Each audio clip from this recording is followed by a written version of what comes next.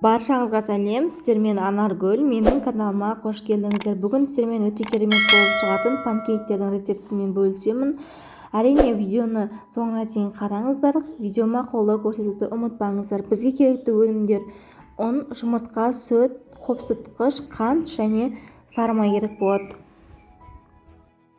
Ең алдымен бір ыдысымызға жұмыртқамызды және қантымызды салып, жақсылап венчикпен араластырып аламыз.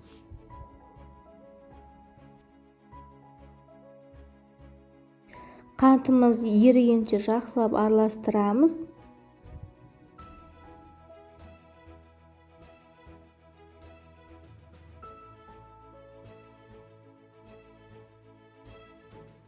Содан соң жылы сүтімізді құйып, тағы да араластырамыз.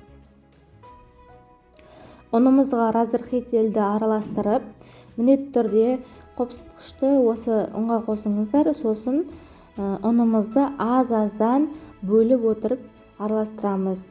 Барлығын бірден салмаймыз, аз-аздан салып, жақсылап араластырамыз.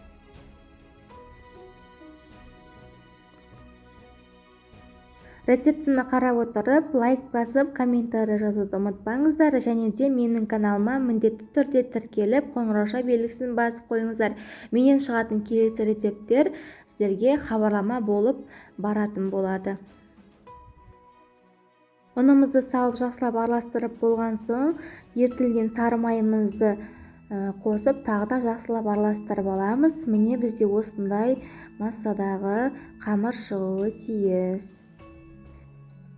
Қызып тұрған табада пісіретін боламыз. Табамызға ешқандай май жақпаймыз. Құрғақ табада пісіреміз. Оттың асты бізде орташа отта тұруы тиіс. Бір ожаудан осылай құйып пісіреміз. Арадан 1 минут өткеннен соң осындай бетінде бортиктар, осындай тесіктер пайда болғаннан соң келесі бетіне аударамыз. Бізде екінші беті өте жылдам піседі, сондықтан қарап тұрыңыздар. Барлығын осы тәсілмен пісіріп алатын боламыз.